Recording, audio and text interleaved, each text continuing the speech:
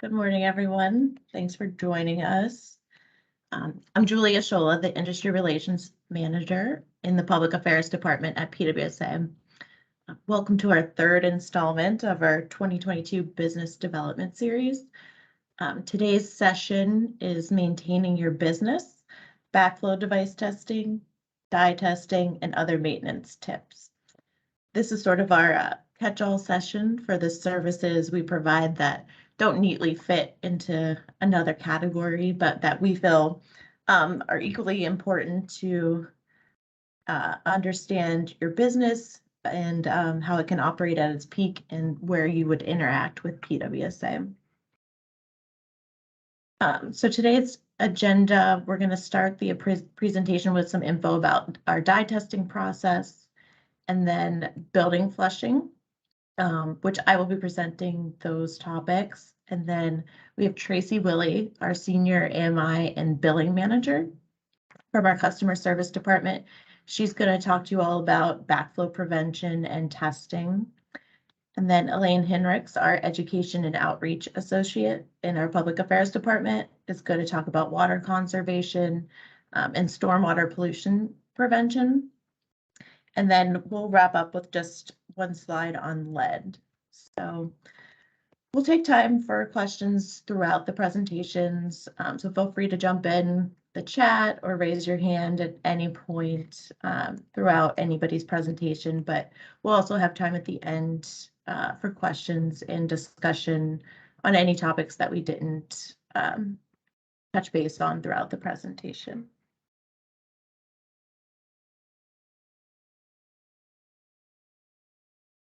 So starting with dye testing, all property owners who wish to sell a property in the city of Pittsburgh must be in compliance with the dye testing ordinance before the property can be sold. And this doesn't mean that all properties need to be dye tested before they're sold, but they must be in compliance, which I'll go into more detail a little bit later about what compliance actually means. But this ordinance was enacted in 2006 by the city of Pittsburgh, and it's enforced by PWSA. And the purpose is to remove illegal surface stormwater connections to our sanitary sewer systems, which can cause sewer backups and flooding.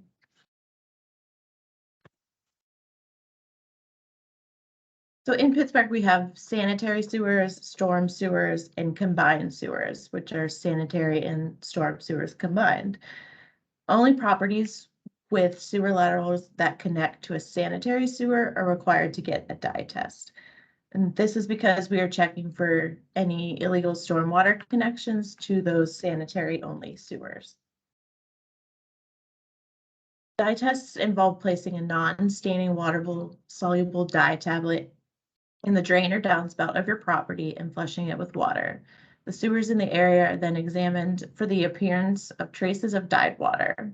If no dye is present, there are likely no illegal connections. And you can see these pictures. That is actually what the water looks like when we put dye in it, or your plumber puts dye in it. If you are in a combined sewer area, the test is unnecessary because storm connections are permitted. We have a map on our dye testing website that will show a general buffer of properties that are within a sanitary sewer area. The map is vague on purpose for security reasons, but it does give you a general idea if you will need a dye test. But looking at the map alone doesn't determine if you need a dye test or not. You must submit an evidence of compliance certificate application to us in order for us to look more specifically at your property and determine what type of sewer you have in the area. So how does that work? So you'll submit an application, which is now online only through our City Grow system, which I'll go through that process a little bit later as well. And it's paid by credit card only. We don't accept checks for this process any longer, and it's $20. So once you submit the application, our engineering techs will look at our records and see if an evidence of compliance certificate is already on file for the property. These certificates are issued for every property that submits an application, whether or not a dye test is required. So the actual certificate will list out sort of if you needed a dye test or if you didn't previously. If there was a certificate issued in the last 3 years, it is valid, and we will provide that certificate for you to use at closing. If there isn't a certificate on file, our techs will look at our internal, more detailed GIS map and determine if the property is located in a sanitary sewer only area. If not, they'll just issue the certificate stating as much, saying you don't need a dye test. If it is in a sanitary area, they'll let you know, they'll alert you that a dye test is required. So step 2 of the process is actually getting the dye test. So once it's determined that you need a dye test, you must hire a certified plumber or general contractor to perform the test. They will submit the results on our dye test form and communicate any issues with our engineering techs. And we'll work with the plumber on solutions to resolving any illegal connections, essentially until the property passes the dye test. And once we're satisfied with the resolution, we will issue the evidence compliance certificate. Again, the certificate's then valid for 3 years after that.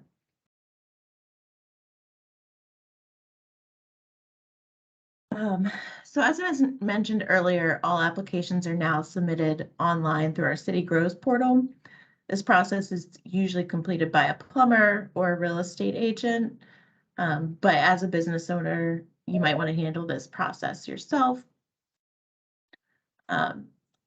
It's as easy as signing up for an account with your name and email. So it's not a long sign up process to get a login to our City Grows portal. So this image is what the introduction screen looks like when you go in to start your application. And the time to review here is accurate. It takes real-time data. So currently taking us 7 days on average for any applications to work through the process. And this includes properties that require a dye test and ones that don't. So even if you need a dye test, we're getting them out on average in 7 days. And the cost, as I said, it is $20. They kind of just put an average on here. So it looks higher, but the cost is always $20. So you'll come in, click the start button,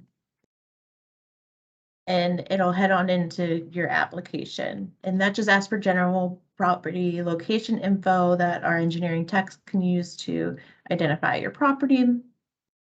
So once you pay the $20 fee, we'll review. And these are just sort of the steps that we go through.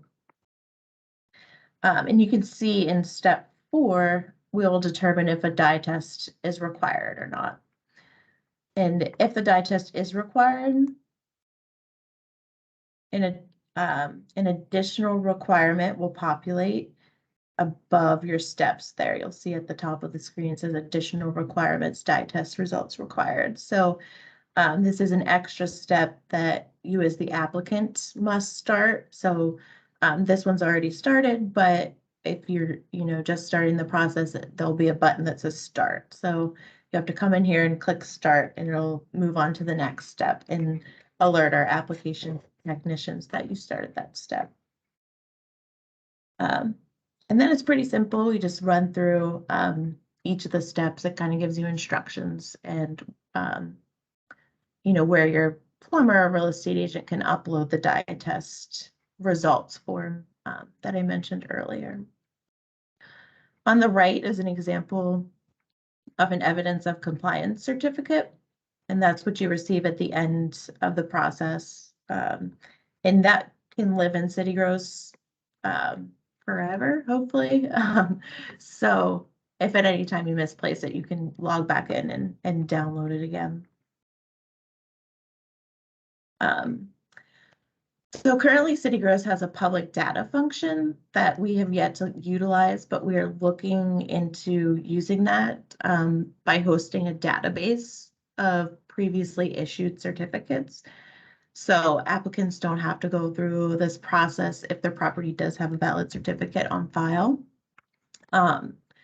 You won't actually be able to pull the certificate, but you would be able to see that there is a valid one on file, and you'll kind of get an idea of how long the process is going to be and whatnot.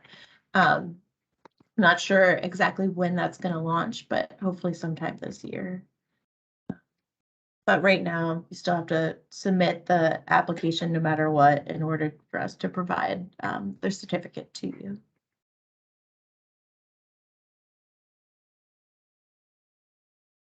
Okay, before moving on to building flushing, was there any questions about dye testing?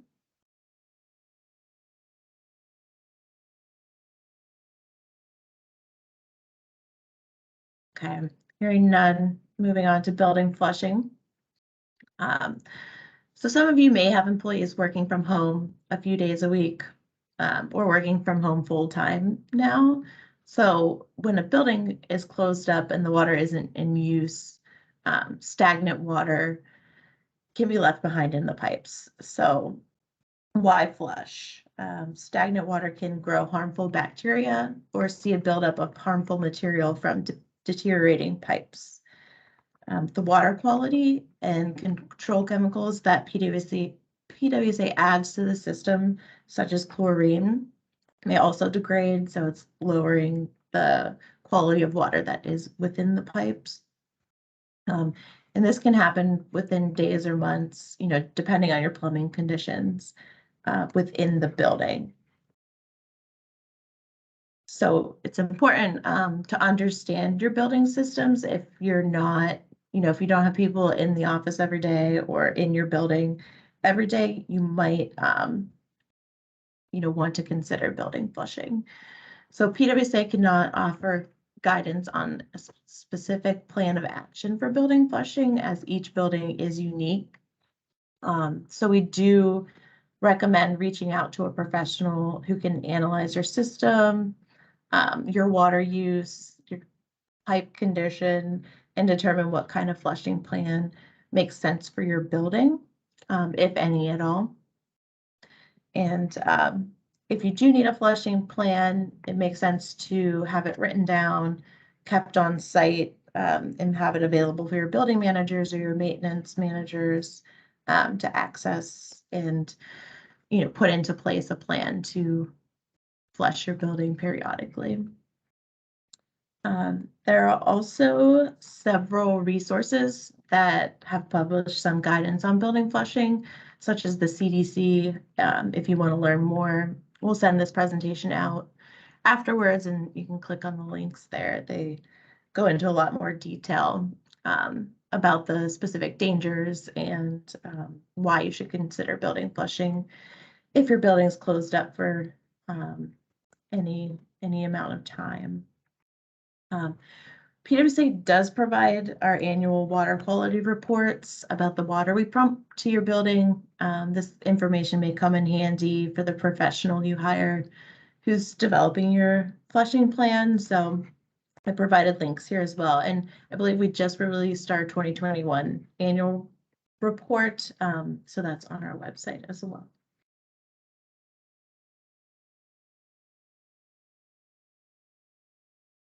Okay, before we move on to backflow prevention, any questions on building flushing?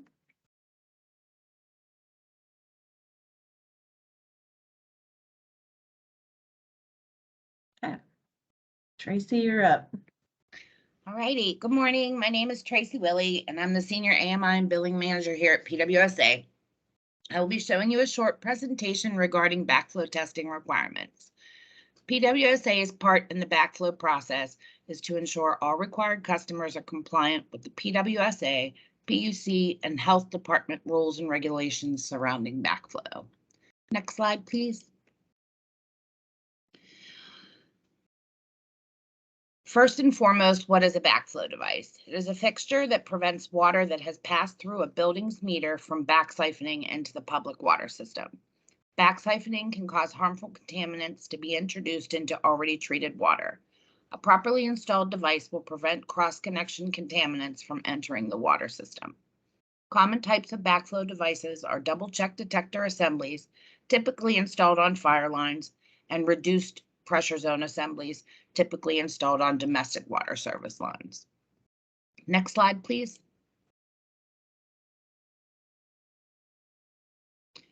The requirement to have a testable backflow device is not just a part of the PWSA tariff, but stems from the Safe Drinking Water Act of 1974.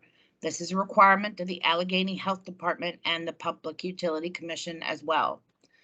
The Safe Drinking Water Act of 1974 is a federal law that established regulations to protect water quality in the United States. The act sets standards for municipalities to enforce. One such standard is the prevention of all backflows into the public water system. In order to prevent backflows into the public water system, commercial buildings must install a PWSA-approved backflow prevention device. PWSA's requirement for a backflow prevention device on all commercial structures can be found in PUC Part 3 Rules and Regulations and states the installation of a backflow device of the type approved by the authority is required if, in the authority's opinion, such a device is needed to protect the integrity of the authority's system. The backflow prevention device shall be installed, owned, tested, and maintained by the customer at the customer's expense. The Allegheny Health Department Plumbing Code states that annual inspections shall be made of all backflow devices to ensure they are operable, and that all backflow devices are to be tested at time of installation, immediately after repairs or relocation, and at the least annually. Next slide, please. Every non-residential property must have testable backflow devices installed on all of their incoming water lines, both domestic and fire.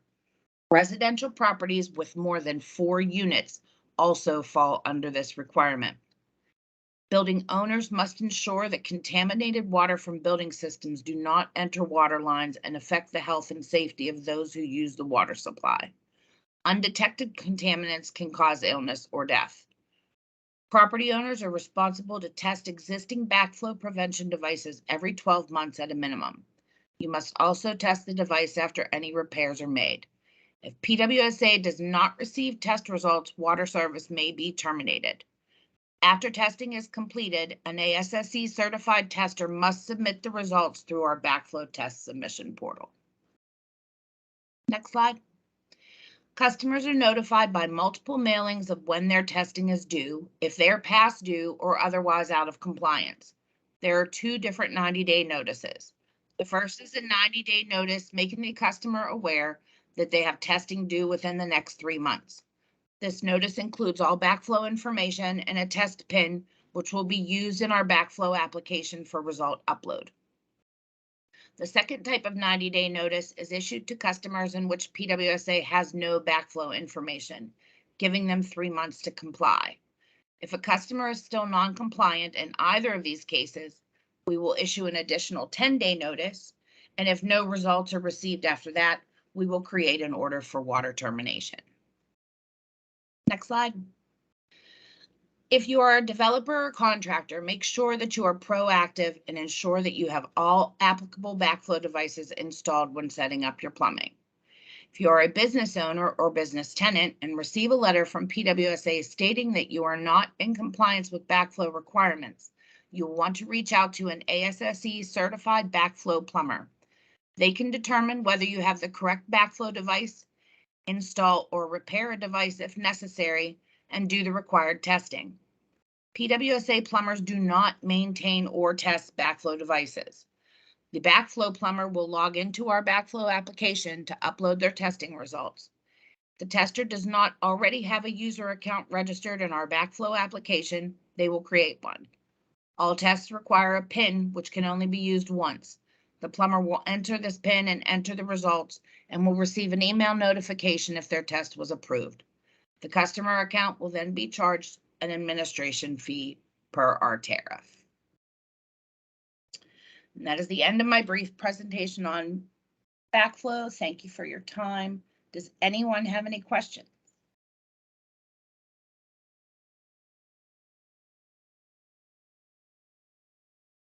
All right, I will turn this over to whoever is next. Thanks, Tracy. Appreciate you. You giving us some info on backflow. And Tracy helped implement our new backflow, what is it called? Testing application a few years ago. So prior to that, folks were still sending in paper applications, and they were pretty hard to track. So she's done a great job of making sure we can send out those notices as required by the PUC, and it's gone much more smoothly in recent years. But we still have a number of buildings, not submitting test results. So we wanted to make sure, we get the information out there that is required.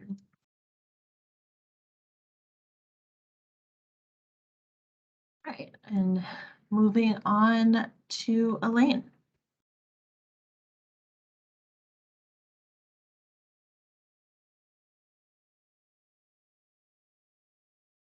Julie, do you have the next slide? Thank you. Awesome. All right. Hi, everyone. My name is Elaine Henricks. I'm the Education and Outreach Associate at the Pittsburgh Water and Sewer Authority. I'm going to be sharing information about water conservation and stormwater pollution prevention today.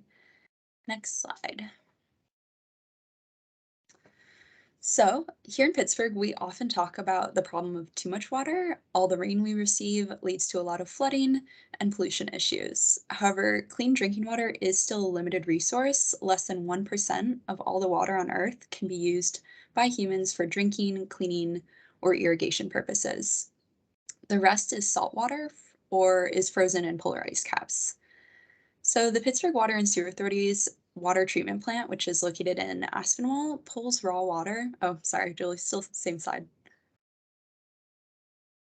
Pulls raw water from the Allegheny River and produces approximately 70 million gallons of drinking water each day. Treating that water and pumping clean drinking water across the city takes a lot of energy and money, so reducing water waste helps create cost savings for both our organization and for you as a customer. In addition, heating and pumping water within your own facility can impact your gas and electric bills.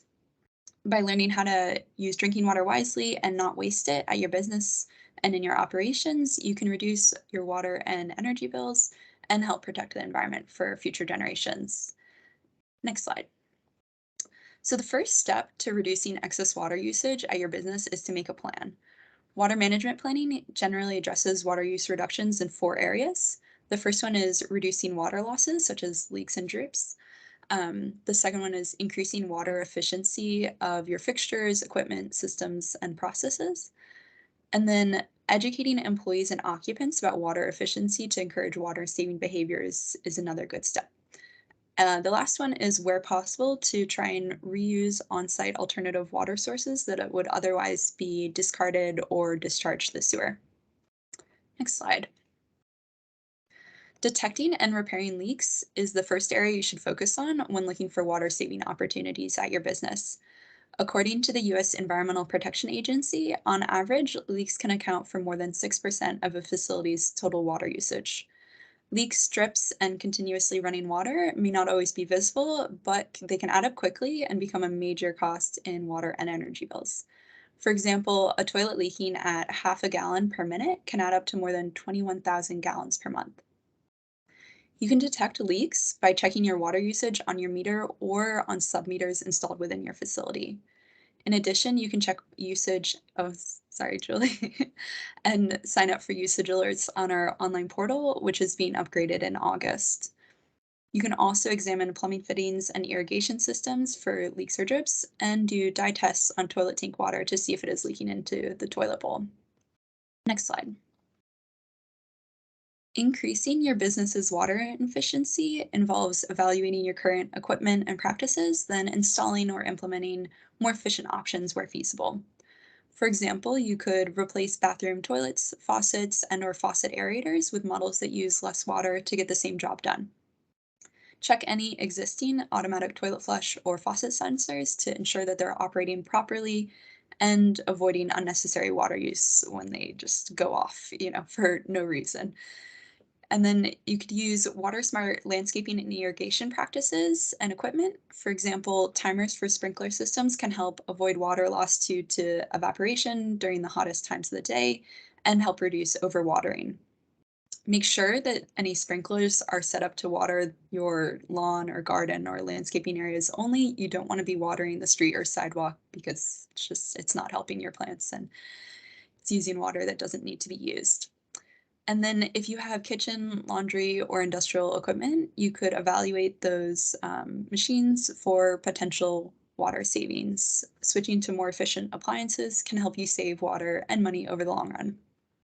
And then the last thing, optimizing heating and cooling systems can be a more complicated endeavor, but can provide significant reductions in water and energy use while providing you with cost savings as well. Next slide. There are also many small actions that your employees or visitors can take every day or business that can add up to save a lot of water. First, ask your employees and visitors to keep an eye out for leaky faucets, toilets, and pipes, and report any leaks immediately so that repairs can be made. For employees or contractors that help with building or landscape maintenance, they can also help reduce water use by sweeping entrances, sidewalks, and driveways instead of hosing off those areas, and by watering plants in the morning or early evening to reduce water evaporation in the heat. To help change individual behaviors, you could put up signs in bathrooms or kitchens to remind employees to turn off the faucet while lathering soap on their hands or on dishes. And then if you have dishwashers or washing machines at your business, remind employees to only run them with full loads. Next slide. Using or reusing alternative water sources on site can also be a way to reduce your business's potable water usage. The simplest example is capturing rainwater in a rain barrel or a larger cistern to be stored temporarily and then used for watering landscape areas outside. Other potential on-site alternative water sources include treated gray water, and other potential uses include toilet flushing or other processes not requiring potable water. These on-site alternative water sources can vary in quality, though, and must be carefully matched to the appropriate end use, considering regulations and any necessary treatment. The Allegheny County Health Department's plumbing program can be a source of more information about water reuse in particular. Next slide. So when pollutants such as litter, de-icing salt, excess fertilizer, and pesticides are left on the ground, they're often washed away by rainwater runoff into storm drains that then lead to our streams and rivers. We're all affected by this stormwater pollution, which damages our local streams and rivers and even our oceans. Sorry, I have a cat that is making noise. Can you all still hear me? Okay, thanks. Different types of pollutants harm fish or other wildlife in a variety of ways. Recreation and fishing suffer when it's not safe to swim in our rivers or healthy to eat local fish. In addition, pollution from Pittsburgh reduces water quality in the Ohio River, impacting downstream communities that treat river water into drinking water. Pollution doesn't just affect our streams and rivers, though. Keeping storm drains clear of debris like litter and leaves also can help reduce local flooding during storms. Next slide. So when it comes to preventing stormwater pollution at your business, I recommend focusing on two areas: the management and maintenance of your overall building facilities and the practices you may use to maintain landscaping at your business property. Sorry, yeah, next slide. De-icing salt from sidewalks and parking lots is often overapplied, and that excess runs off into our streams and rivers after the snow and ice melts. All that extra salt adds up and greatly impacts the ability of fish and other wildlife to survive in those waters. So review your current sanding and or salting practices and consider both safety and the environment while doing so, then reduce applications if you're over applying or switch to less harmful materials. Using a hose to wash off sidewalks, loading docks, and parking areas doesn't just waste water, it also puts more pollutants into our storm drains. Instead, sweep those areas and dispose of debris in the dumpster. Make sure employees know to keep dumpster covers closed, and then also ask them to keep out for any dumpster leaks and report any leaks so that fluid or trash can be cleaned up. Place any chemicals stored outside under cover, such as in a shed or under a tarp, to protect from rain and snow. And then make sure that painting and cleaning materials are rinsed in an indoor sink, and never allow employees to pour or place any materials or chemicals into storm drains. That is illegal dumping and is very harmful to our public sewer system and the rivers. Next slide. So to reduce stormwater pollution from landscape maintenance, a good start is to survey your green spaces and landscaping practices. Review your current fertilizer and pesticide application practices, then again, reduce if over applying. Different types of fertilizers can also help reduce pollution.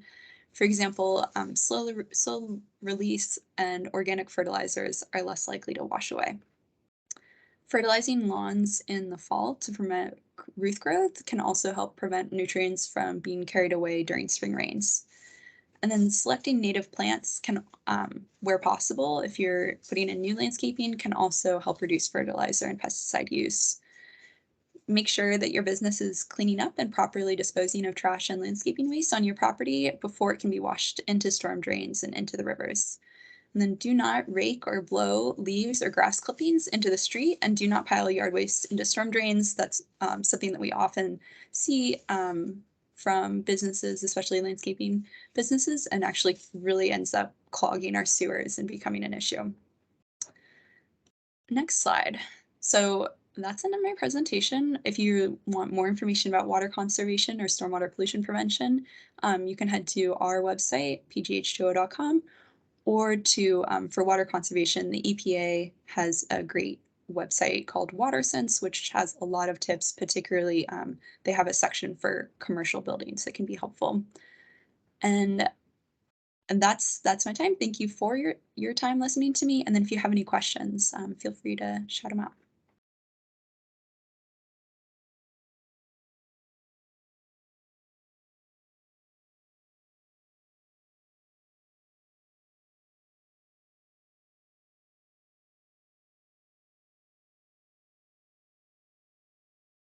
All right, hearing no questions. Thanks, Elaine. I don't know why the presentation's like moving forward without me moving it forward, but anyways, so the last slide we have here is lead information for commercial structures. So I just wanted to provide some quick information on the status of our lead line program as it pertains to commercial businesses or lack thereof program for commercial businesses. So commercial properties own and maintain their water service line up to and including the tap to the public main. This includes the shut-off valve or gate valve that's in the sidewalk or street. So this means that any replacement of the lead lines to a commercial structure are the responsibility of the property owner to replace. Unfortunately, currently our programs provide funding for residential property owners only to replace their lead lines. We don't have any commercial funding, except we do have a program that we just started to replace lines at daycares. So with that being said, we do have a number of water main replacement projects that are going on throughout the city.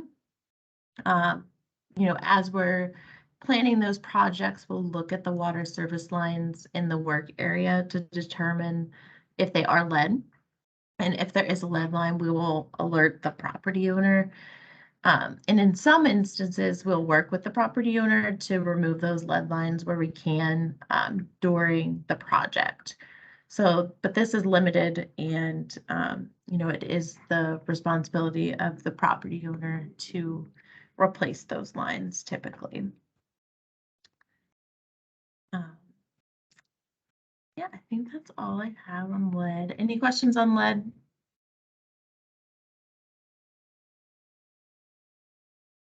No. Hearing none, if you have any follow-up questions, you can send that over to myself or Jordan, who we have on the meeting as well. And this is our information, or you can reach out directly to Tracy or Elaine if you wanted to talk more about any of their topics. So our next session is June 22nd, which is going to be on procurement and contracting. So sort of how to do business with PWSA.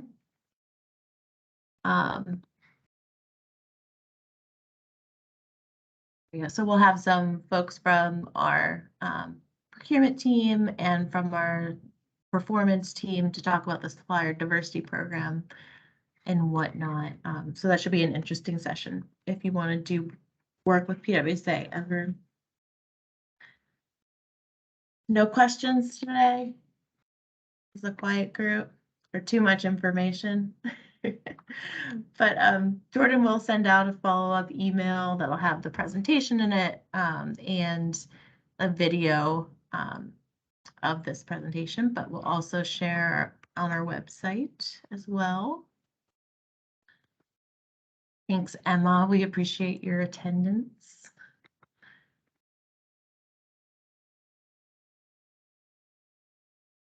All right. On that note, we'll cut it short today. We'll just have an hour meeting and give you back the rest of your morning. So we do appreciate you attending.